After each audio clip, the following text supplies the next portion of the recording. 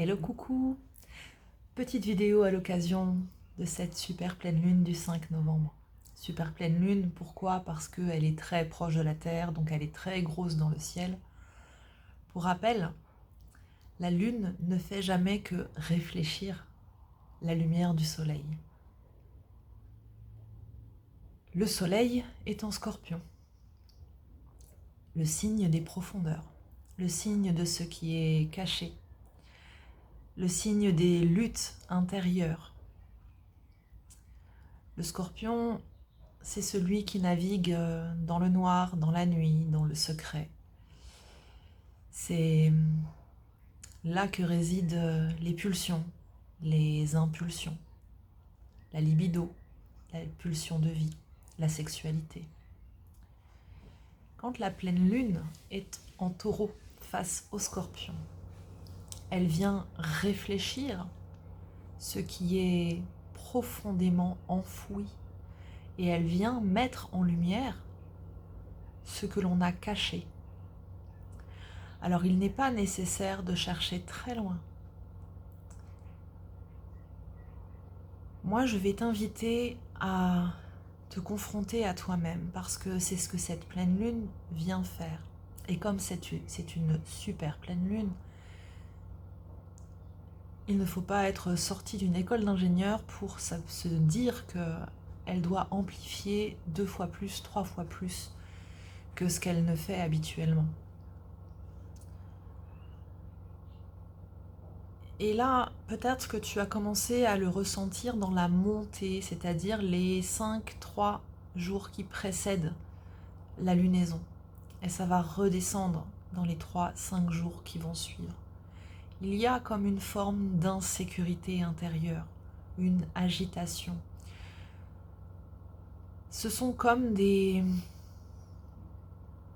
poisons qui ont imprégné tout notre être. Et ces poisons, ils n'ont pas été placés là par hasard et ça vient pas forcément de quelque chose d'extérieur.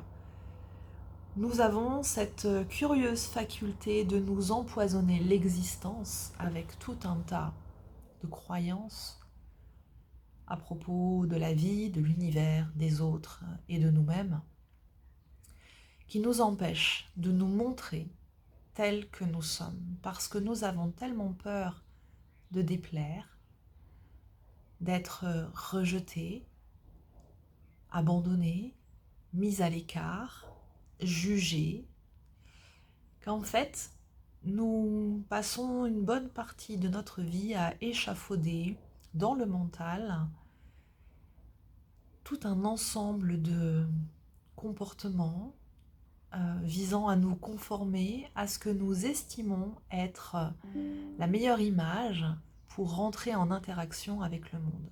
Sauf que il arrive un moment où cette image, elle nous étouffe et elle nous place dans des situations impossibles pour nous. C'est très inconfortable. Ces choses que l'on n'a jamais osé dire, ces choses que l'on n'a jamais osé faire, ces décisions que l'on n'ose pas prendre, ce que l'on n'ose pas avouer de ce que l'on a fait ou dit ou pensé, qu'on n'ose tellement pas avouer qu'on ne se l'avoue même plus à soi-même, et qu'à un moment donné, on perd son cap, on perd sa route. Si tu as des rêves un peu bizarres en ce moment, il y a de fortes chances pour que ce soit ton inconscient qui essaye de hurler autant qu'il peut que décidément le temps est venu de cesser de faire ce que tu fais, de te présenter de la façon dont tu te présentes. Il me semble qu'est venu vraiment le moment de s'individuer, de sortir de la masse.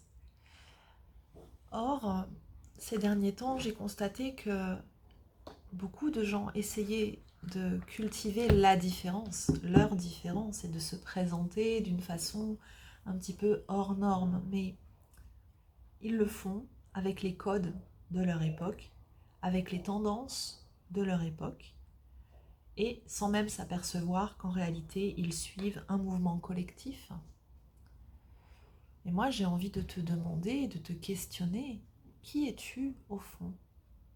Quels sont ces talents que tu n'as jamais osé révéler au monde, que tu n'as peut-être même pas cherché à explorer au fond de toi?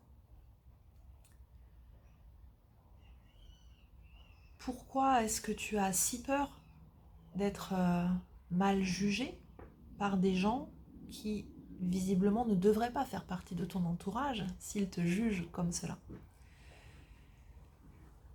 En fait, quand on a peur comme ça, on est simplement en train de laisser s'exprimer en nous des mémoires collectives, parce qu'il faut se souvenir, se rappeler que dans notre histoire humaine, lorsque nous étions des hommes et des femmes des cavernes, lorsque nous vivions dans des sociétés qui n'étaient pas encore structurées, la solitude était quelque chose qui était dangereux. Parce que face au danger extérieur, ne pas avoir de foyer pour s'abriter, ne pas avoir de groupe pour se défendre, voire ne pas pouvoir aller chasser en groupe, et c'était risqué de ne rien chasser du tout et donc de ne pas pouvoir survivre.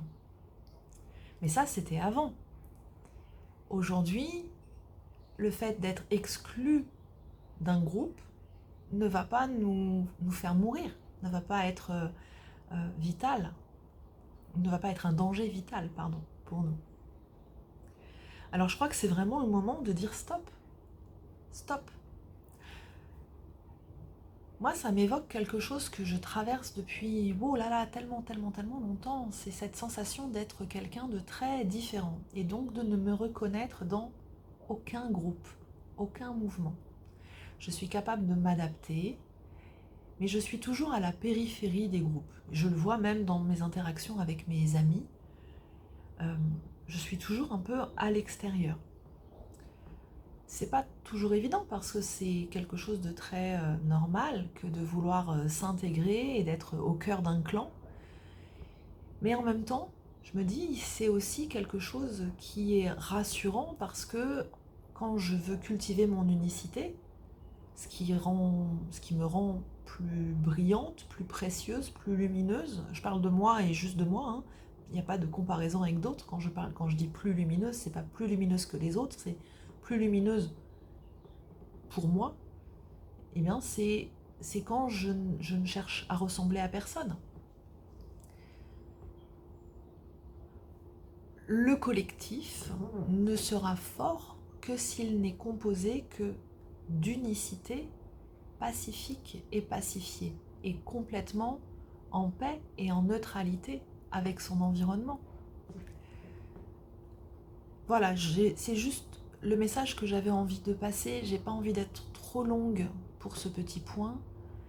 Si tu sens que ça secoue vraiment au fond de toi, dis-toi qu'il n'y a pas d'urgence à révolutionner ta vie, ni à t'inventer quelque chose. Laisse faire, laisse faire. Par contre, ça va te permettre de comprendre pourquoi il y a certains sujets qui deviennent, paf, évidents,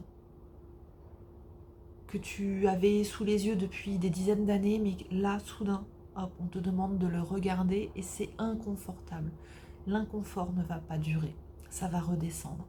Mais ne passe pas à côté de cette information et de ce signal sur lequel tu vas t'appuyer pour grandir. Je t'embrasse au cœur et je te dis à très bientôt.